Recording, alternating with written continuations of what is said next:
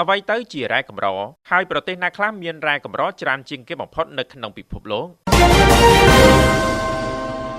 ប្រទេសមហាអំណាចធំរបស់ពិភពលោកជាពិសេសមហាយៈចិននិងសហរដ្ឋអាមេរិកតែម្ដងកំពុងប្រជែងគ្នាយ៉ាងស្វិតស្វាញដើម្បីដណ្ដើមគ្រប់គ្រងទីផ្សាររ៉ែកម្រនិងធនធានរ៉ែកម្រដ៏សំខាន់ដែលត្រូវបានប្រើប្រាស់សម្រាប់វិស័យផលិតគ្រឿងអេឡិចត្រូនិកវិស័យការពារជាតិវិស័យថាមពលកកើតឡើងវិញវិស័យបន្ទះឈីបនិងវិស័យរថយន្តអគ្គិសនីជាដើមតែប្រទេសណាខ្លះជាប់ឈ្មោះជាប្រទេសដែលមានរ៉ែកម្រច្រើនជាងគេបំផុតនៅលើពិភពលោកគិតត្រឹមឆ្នាំ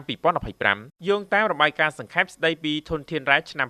2025របស់ទីភ្នាក់ងារភូមិសាស្ត្ររបស់សហរដ្ឋអាមេរិកហៅកាត់ថា USGS បានបង្ហាញថាមហាយៈចិនមានរ៉ែកម្រច្រើនជាងគេបំផុតនៅក្នុងពិភពលោកដោយមានរហូតដល់ទៅ44លានតោនឯណោះហើយប្រទេសនេះក៏គ្រប់គ្រងរហូតដល់ទៅប្រមាណ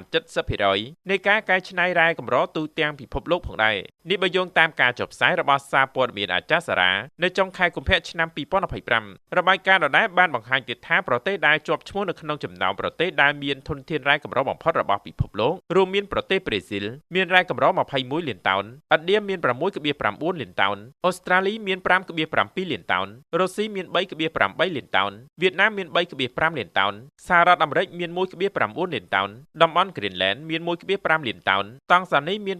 89,000 តោនអាហ្វ្រិកខាងត្បូងមាន 86,000 តោនកាណាដាមាន 83,000 តោននិងប្រទេសថៃមាន 4,500 តោនទន្ទឹមនឹងនេះប្រទេសអ៊ុយក្រែនក៏មានធនធានរ៉ែកម្រយ៉ាងច្រើនសម្បើមផងដែរយោងតាមទិន្នន័យពីក្រសួងសេដ្ឋកិច្ចរបស់អ៊ុយក្រែនបានបង្ហាញថាប្រទេសដែលត្រូវបានហែកហួរដោយសង្គ្រាមឈ្លានពានពីសំណាក់រុស្ស៊ីមួយនេះមានធនធានរ៉ែកម្ររហូតដល់ទៅ22ប្រភេទឯណោះនៅក្នុងចំណោមរ៉ែកម្រ34ប្រភេទដែលសហភាពអឺរ៉ុបបានដាក់ចំណាត់ថ្នាក់ថាមានសារៈសំខាន់ខ្លាំងណាស់ប៉ុន្តែជាអកុសលមួយចំនួនធំនៃរ៉ែកម្រទាំងនេះគឺស្ថិតនៅក្នុងតំបន់នានាដែលបច្ចុប្បន្នគ្រប់គ្រងទៅដោយប្រទេសរុស្ស៊ីតែអ្វីទៅជារ៉ែកម្រ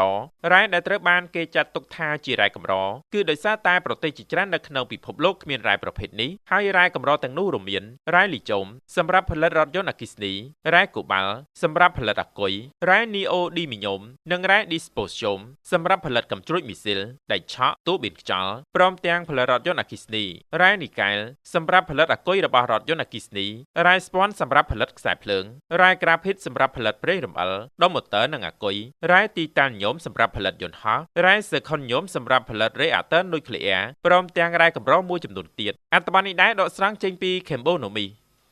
កាត់បន្ថយការទទួលទានសារធាតុអំបិល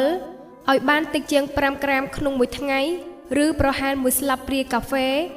មានន័យថាបានកាត់បន្ថយការស្លាប់និងពិការភាពដែលបណ្ដាលមកពីជំងឺបេះដូងនិងគ្រោះថ្នាក់សរសៃឈាមខួរក្បាល